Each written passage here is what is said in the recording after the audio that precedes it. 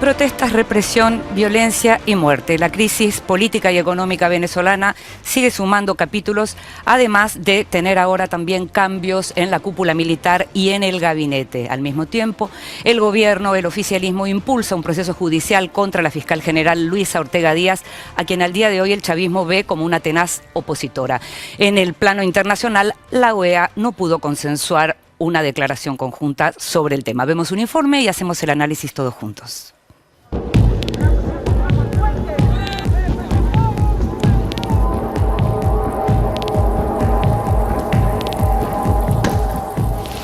En medio de las incesantes olas de protestas que ya causaron más de 75 muertos en Venezuela, el gobierno de Nicolás Maduro no solo afronta los embates institucionales de la opositora Asamblea Nacional, sino también los cuestionamientos de la fiscal general Luisa Ortega Díaz, una abogada de 59 años, antigua militante chavista, convertida ahora en una de las voces más críticas del oficialismo. Nosotros debemos garantizar que el venezolano tenga acceso a la justicia, cosa que en los últimos días en este país ha sido un poco imposible. Ortega, a quien Maduro se refiere como líder de la oposición, fue designada fiscal general por Hugo Chávez en 2007 y reelecta por el Parlamento en 2014, impulsando, entre otras causas, la condena a casi 14 años de prisión que cumple el opositor Leopoldo López por incitación a la violencia. Calificada de traidora por sus antiguos aliados políticos, las acusaciones contra Ortega dentro del oficialismo comenzaron hace 2 meses, cuando la fiscal general rechazó por inconstitucional la sentencia del Tribunal Supremo de Justicia que pretendía anular las competencias de la Asamblea Nacional, eliminando la inmunidad parlamentaria. No puede ser que el Tribunal Supremo de Justicia, hoy no me gusta la Asamblea, yo la elimino. Mañana no me gusta el Ministerio Público y lo elimino. Mañana no me gusta otro organismo y también lo elimino. Necesitamos seguridad. Poco después, Ortega no solo rechazó la convocatoria a la Asamblea Constituyente impulsada por Maduro, alegando que violenta la democracia, sino que además condenó la actuación de las fuerzas de seguridad durante las manifestaciones contra el gobierno. Este recurso que estoy intentando es para defender la soberanía popular, para defender la Constitución, para defender la democracia participativa y protagónica, para defender a los venezolanos. Porque aquí lo que está en juego es el país. En busca de acelerar su destitución, el Tribunal Supremo de Justicia acaba de aceptar un pedido de juicio político en su contra presentado por el diputado chavista Pedro Carreño, quien acusó a Ortega de faltas graves, pidiendo la conformación de una junta médica para evaluar la supuesta insanía mental de la fiscal general, cuyo mandato finaliza recién en 2021. En estricto derecho, cuando hay un juicio por insania mental, incluso se recomienda la reclusión, porque esta persona, estando libre con esa conducta, puede cometer acciones que atenten contra su vida y contra la vida de los ciudadanos. Bueno, yo creo que a esta señora habría que recomendarle la reclusión también. El inicio del proceso judicial contra Ortega se produjo un día después de que un grupo de la Guardia Nacional venezolana atacara a balazos una manifestación opositora en Altamira, al este de Caracas, matando a un joven de 17 años e hiriendo a otras 6 personas. La existencia de imágenes fotográficas y videos periodísticos permitirían a la Fiscalía General iniciar una investigación no solo contra los autores materiales de la represión, sino también contra los responsables políticos, incluidos el ministro del Interior, Néstor Reverol, el ministro de Defensa, Vladimir Padrino, e incluso el propio jefe de Estado. De hecho, en declaraciones recientes, la fiscal Ortega calificó de graves las violaciones a los derechos humanos en Venezuela. En medio de los cuestionamientos por la actuación policial, Nicolás Maduro removió al comandante de la Guardia Nacional a cargo del control de las protestas opositoras, anunciando una renovación de la cúpula de las Fuerzas Armadas. Y he decidido designar comandante general de la Guardia Nacional Bolivariana a un oficial patriota, revolucionario, el mayor general Sergio Rivero Marcano, nuevo comandante general de la Guardia Nacional Bolivariana. Bienvenido a la lucha. Además, en el marco del lanzamiento de un plan de empleo juvenil, el mandatario ordenó la incorporación de 20.000 efectivos a la Guardia Nacional y otros 20.000 a la policía. Mientras en el plano nacional, la opositora Mesa de Unidad Democrática impulsa más protestas y medidas como una huelga general contra la convocatoria a la Asamblea Constituyente. En el plano internacional, la cumbre de cancilleres de la OEA en Cancún busca consensuar una declaración por la interminable crisis política en el país caribeño.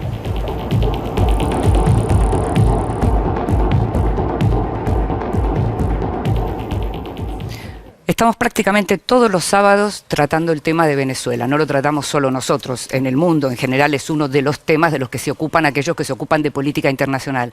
La sensación, José, es que permanentemente esto ya lo vimos y al mismo tiempo no.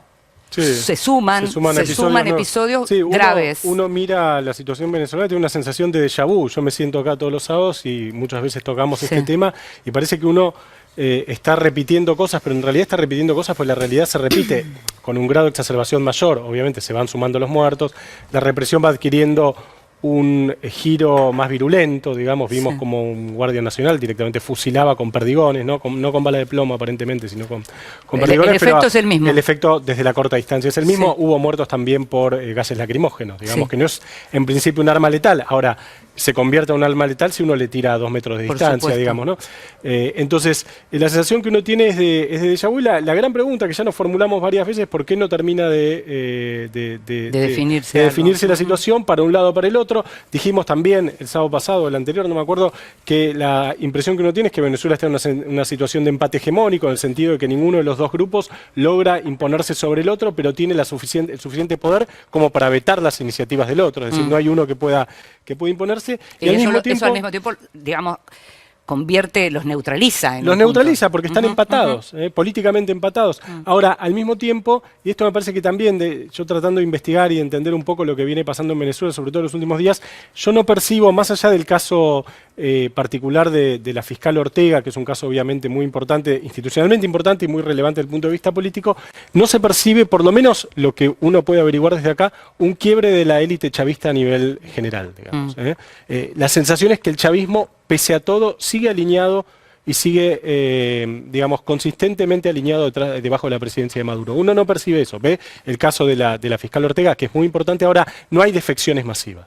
No hay emigración masiva de ministros. No hay, como decía Pablo Stefanoni en este mismo programa, pobres bajando de los cerros de manera masiva. Es decir, la élite chavista y la base chavista, aún reducida, se mantienen consistentemente alineadas, me parece que, y disciplinadas, y la Fuerza Armada Nacional lo mismo. Me parece que eso contribuye a explicar por qué tenemos esta situación de empate, a pesar de estas escenas dramáticas que vemos prácticamente todas las semanas, ¿no? Los motivos para permanecer así, como lo que está señalando José, Raúl, no deben ser los mismos, es decir, no deben ser los mismos motivos que hacen que los militares aún apoyen al gobierno venezolano que tal vez aquellos que de las bases, digamos, la base ciudadana que lo apoya, y tampoco la base política, digamos. Cada uno debe tener sus razones para seguir, entre ideológicas y no ideológicas. No, y yo te diría que de hecho, agregado a lo que decía, a esta observación que hacía José, yo creo que hay un debate muy intenso al interior del chavismo, y ese debate no significa que se salgan del chavismo. Por eso que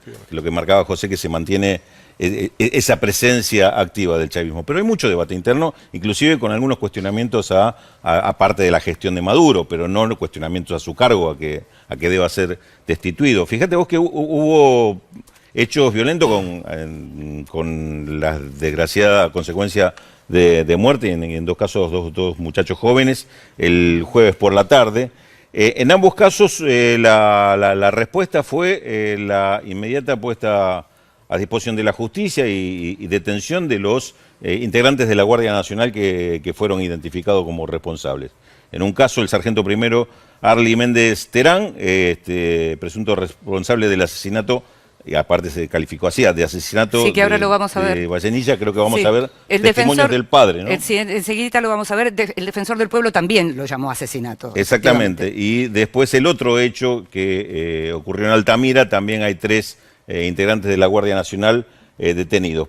Creo que no fue la misma la actitud que se tuvo con el titular de la Guardia Nacional. No, exactamente, de eso iba a decir. Es decir, por un lado, le pide la renuncia al titular de la Guardia Nacional en el caso del primer joven muerto en estos días, pero al mismo tiempo le da un cargo político. O sea, nada, son cosas que uno no termina de entender. Hay tanto para ver, hay tanto desde donde hay operaciones por un lado y por el otro. Uno quiere tratar de ser lo más riguroso posible y lo cierto es que se hace muy difícil. Primero porque no estamos ahí. Sí. Esa es la verdad. Es muy difícil, a la distancia es muy difícil entender la situación de Venezuela. De cualquier lugar, Venezuela. pero lo de Venezuela es particular en es ese muy sentido.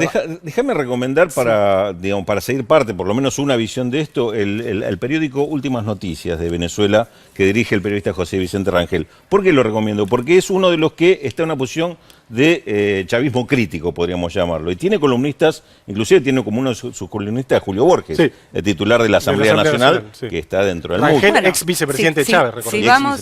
Si vamos a recomendar, podemos recomendar también Pro Da Vinci, en donde aparece un sitio de internet en donde aparece mucha gente que participó del chavismo en los primeros años, que finalmente se alejó y que profesionalmente son también reconocidos. Digo, se hace igual muy difícil equilibrar para uno desde acá. Muy difícil. Estábamos justo tratando de ver eso.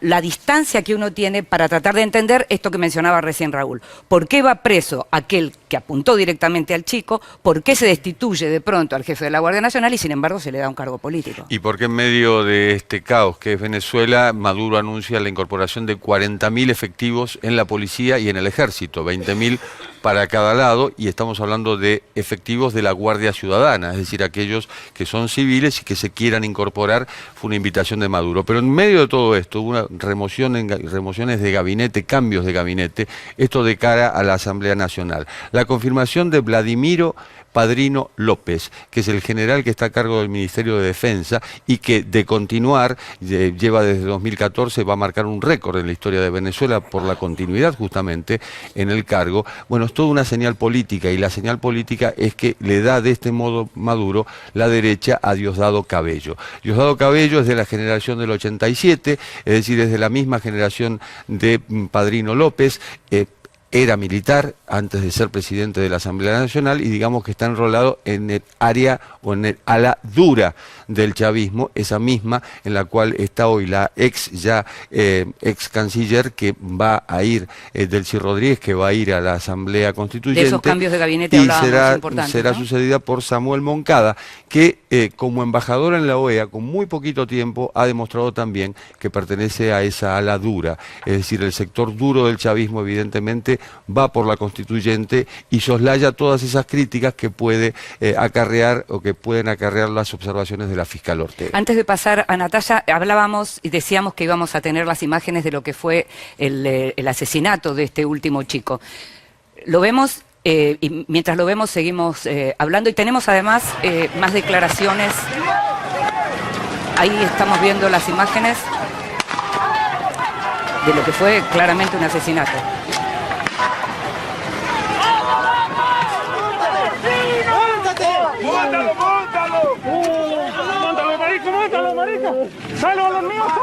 Fue durísimo ver esto, fue durísimo porque uno sabe que de las muertes, entiende de las muertes, se entera de las muertes, pero no siempre tiene la posibilidad de verlas como se vio en este caso, ¿no? Claro, aclaremos que esto sucedió frente a un destacamento militar, que no era una manifestación pacífica que se da en una plaza, sino un avance sobre el destacamento militar. Era una protesta, tenía que ver justamente con lo de la fiscal. Habían llamado a una protesta por lo de la fiscal Ortega Díaz, y justamente habían salido estos jóvenes, y estaban estos jóvenes, que en algún caso se decía que él tenía un artefacto explosivo que quería tirar ahí. Se decía que iba a arrojar algo, no se sabe exactamente. Lo cierto es que lo encontraron desarmado. Finalmente, podemos escuchar al padre, si te parece, Raúl. Dale. Nicolás Maduro, sabes que trabajamos juntos. Soy el supervisor Vallenilla. Nicolás, es claro que hubo una agresión directa contra David José que conociste pequeño. Lo conociste en Plaza Venezuela. Nicolás, por favor. Yo no quiero decir que se haga justicia porque esas palabras ya está demasiado hecha. Pero yo quiero que esto no quede así nada más, Nicolás. Por favor. No era malandro, no era un estudiante graduado. Hoy entregaba su dinero para el paquete de su graduación. Nicolás, por favor. David Vallenilla y tu jefe. Por favor, Nicolás, que mi hijo no quede en mano. Por favor. Amigo, yo te digo que eres mi amigo porque yo te respeto, porque tú eras una persona muy centrada. Siempre consideré que eras una persona centrada. Está en tus manos ayudar a que esto se quede claro, quede claro. Y no era malandro, no era malandro. Era mi único hijo. Era mi único hijo.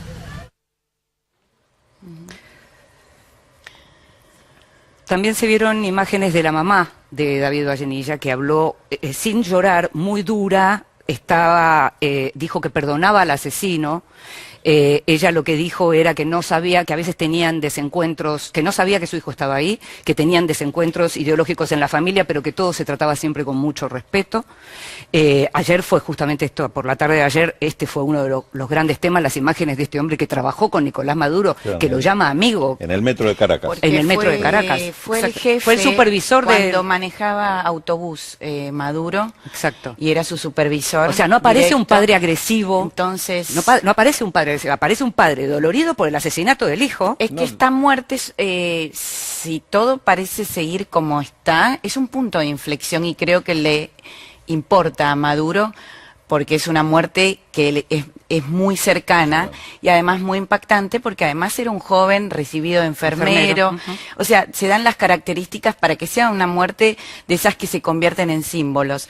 Además, sobre todo porque muy poco antes de la muerte de Vallenilla, cuando hubo otra muerte de otro joven de 17 años, es el que mencionaba Raúl, Maduro decía solo agua y gasecito, con lo cual y destacó a los heroicos policías y a los que tiran, con lo cual realmente esto se vuelve una cuestión casi cínica y muy dolorosa de parte de quien tiene el poder y es el Estado. Tenemos a un Néstor Reverol, que es el ministro del Interior, llamando terroristas a jóvenes como el muerto. Entonces la situación se ha complicado y yo creo que sí hay un punto de quiebre dentro del régimen entre figuras de pura cepa chavistas, cuando digo pura cepa chavistas hablo de de Hugo Chávez, como la fiscal Luisa Ortega. Hace unos días, y hay que seguir como viene esto, y a cuentagotas, Alexis López Ramírez, quien fue un altísimo hombre del comando militar dentro del régimen, sale por Twitter y renuncia a su cargo de consejero nacional de la defensa. ¿Por qué? Porque en los últimos días, con este poder que le ha dado Maduro a los militares, han habido numerosas detenciones, ya no de la policía, sino del poder militar. Hay cortes militares casi en Venezuela, llevando a cabo detenciones por fuera. Ahora, no va a ser tan simple destituir a Ortega, porque los procesos que dejó la Constitución de Chávez, que si uno la mira, es muy democrática en lo legal y que Maduro la está violando, hace que la Asamblea Nacional tenga que ir por encima de la fiscal. Entonces va a tener que hacer un proceso mucho más duro y más antidemocrático de lo que ya viene sucediendo en Venezuela para sacar a esta mujer de su cargo. Lo interrumpía Raúl, que antes... No, con respecto a este hecho, que como dice Natalia, es un hecho trascendente y puede ser un punto de inflexión, una bisagra en algún sentido. David Vallenilla, el padre, el que escuchábamos, él se reconoce como partidario del régimen del chavismo y dice que tenía discusiones con el hijo que estaba... La que dice más eso es la mamá. Sí, claro, exactamente. La madre es la que dice lo dice, pero él asume esa familiaridad, ese respeto sí. hacia Nicolás Maduro e invoca desde ahí el pedido de justicia o el pedido de que esto se cambie de alguna forma, que evidentemente lo que queda acá de reflejo que eso se está viviendo en las familias. Ahora, yo también coincido en que hay responsabilidades muy serias que en estas condiciones no se pueden cometer ese tipo de errores de justificar a gente que con un arma y con un uniforme agrede con algo que está inclusive prohibido por la propia ley, que es utilizar armas para dispersar cualquier tipo de manifestación. Como así tampoco me parece que debería dejar de cargarse la responsabilidad sobre aquellos dirigentes que llevan a muchachos a atacar en este caso fue una base aérea, la base aérea Francisco de Miranda de la Carlota. Porque esto fue un desprendimiento, Inde, de la manifestación que se estaba haciendo a pocas cuadras en Altamira. Es decir, esta irresponsabilidad... Ese llevan a los muchachos requeriría un bloque, Raúl de la Sí, Torre. un bloque histórico del cual podemos hablar de la responsabilidad histórica de dirigentes que hacen jugarse la vida a pibes que por ahí no tienen conciencia de lo que están haciendo. Seguramente nos pondríamos muy de acuerdo en muchos de los casos. Seguramente nos pondríamos muy de acuerdo. Y eso no se sanciona, no van presos los dirigentes que no, hacen pero no son solo ellos los que mandan a la gente a la calle ni arman a la gente. Por eso digo que necesitaríamos un bloque y no lo vamos a poder discutir ahora porque nos tenemos que ir a la pausa, Raúl. Perfecto. Bueno. Seguramente quedará para otros programas, lamentablemente, porque el tema Venezuela es un tema que va a seguir. Nos vamos a la primera pausa de este programa. Seguimos hasta las 2 de la tarde. Y les adelantamos los temas que vamos a desarrollar en el próximo.